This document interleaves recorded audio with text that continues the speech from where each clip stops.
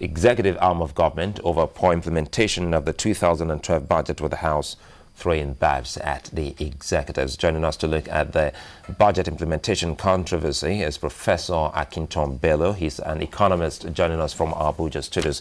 Good morning, Professor. Good morning. Well, quite frankly, we've been talking about budget implementation all through last year. I remember you were always with us in our studios. And again, the whole matter of budget implementation is making the rounds this time, back and forth, and talking about percentage of budget implemented already by the executive arm. How can the ordinary Nigerian, so to speak, since, well, the government is saying 56% and the House of Representatives is saying 34%, how can we off the cuff understand if truly they've been able to get to at least the 50% mark of implementation of the 2012 budget? Well, let me first of all say that the budget is the most important policy document of the government. It tells you the political vision of the government, the programs, its development priorities and what have you. And that is why people are more interested in the budget. And if you look at the budget cycle, budget implementation is critical, because we start from budget implementation and budget analysis, and then you come to implementation. Implementation is about buying goods and services, executing projects and what have you. But it is very easy to be led away or to be confused about the amount of money, because we are always talking about the expenditure. The money spent, what does it buy? And what have we achieved? So that's why procurement is critical to budget implementation. And when you talk about budget implementation, well, we are talking about capital budget in this. In some cases they talk about development projects, because capital budgets are, is supposed to lead to development. So really, another word is the development project and budget.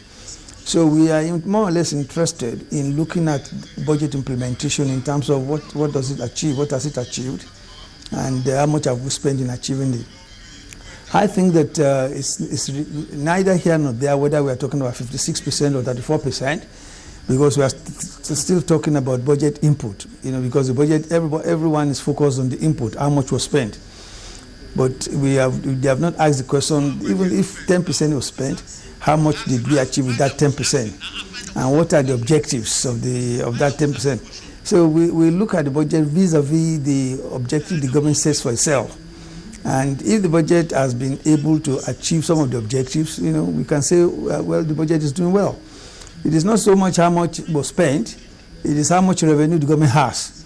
And I would like to see a situation where the House of Rep, as well as the Ministry of Finance, tells the nation, this is how much we realize by way of revenue, oil and non-oil, and this is the amount of the budget. What percentage of the budget, budgeted revenue has been achieved, and what percentage of the budgeted expenditure has been achieved? So we have to relate the budgeted expenditure with the budgeted revenue. So, and if you understand how budget behaves, it is not when the budget is made, it's not as if the money is there in a box. The money keeps rolling in from time to time. So, and that's why the Minister of Finance will have to look at a situation whereby the government is never short of money. And so that's why we have to understand from the perspective of the minister why certain projects have to become a priority. Because if all the revenue budgeted or expected comes in, there won't be any need for her to prioritize or ration the revenue. But where revenue falls short of the budget, of the budgeted estimates as well as expenditure, then there must be a way for rationing. We have to have capital rationing. The alternative is to borrow money in order to meet the shortfall. So the Minister of Finance is not only implementing the budget, it's also looking at the other side of the economy. Inflation, so because if you put too much money out, do we have the absorptive capacity to implement the budget? At the same time, the Assembly, they are also right to say that the budget is not being implemented. But as I've said, we have to balance the two to say, okay, these are the things that we need to implement, and this is the revenue that we have. Why is the revenue being spent to achieve those objectives? Now, the minister also can prioritize when there's a capital rationing. The revenue falls short of expenditure requirement.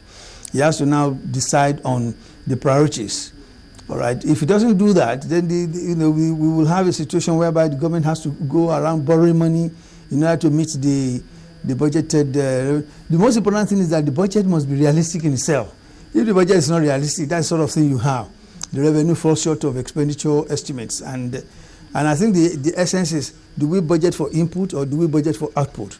And I think the emphasis in the whole argument is about input. How much was expected and how much was spent, not how much was achieved. What did the money buy? Even if it's the 5% that was spent or 10% or 34%, what did we buy with the money? So that's the question we should. And what we bought with the money, did it achieve the objectives of solving poverty, of service delivery, providing infrastructural services, educational and health services for the people? Those are the objectives. And of course, it also, the fundamental point here now is that we need to really revisit the budget, the formulation process.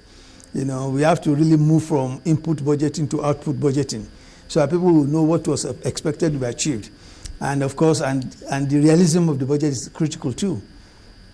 Prof, going by the proceedings, going by the allegations of the House against the Ministry of Finance now, by Section 6 of the Appropriation Act of 2012, it stipulates that the minister must ensure the release of funds to the appropriate departments and agencies.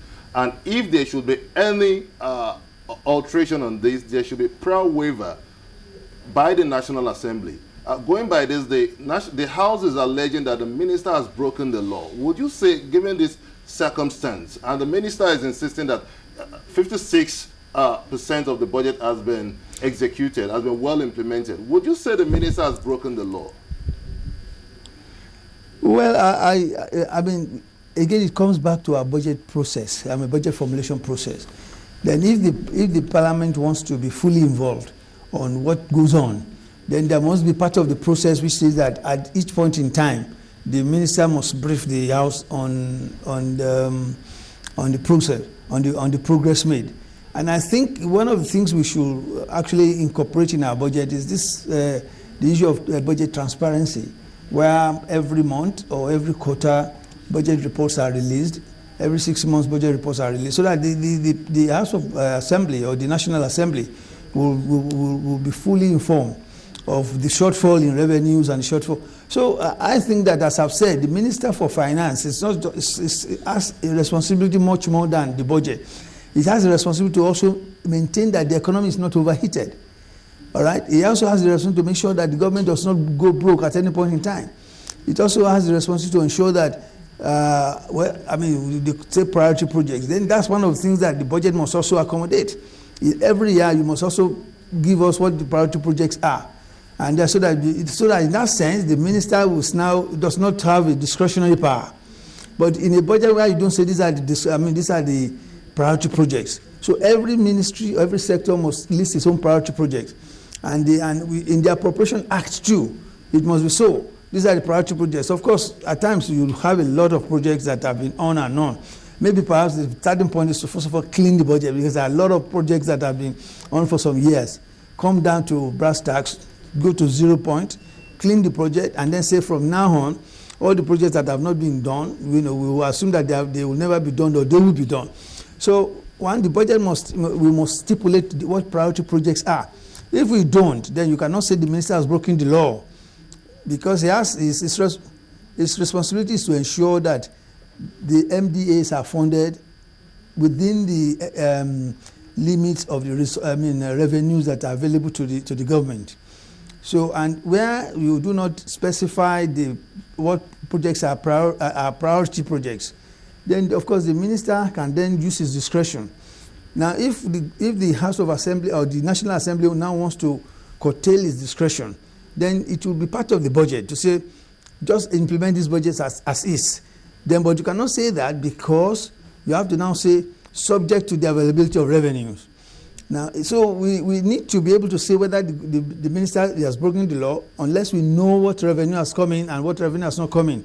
If the revenues are there and the minister is not implementing, then there's a problem. But if the revenues are, if there's a shortfall, the minister has to use her discretion where the budget did not stipulate which are the priority projects.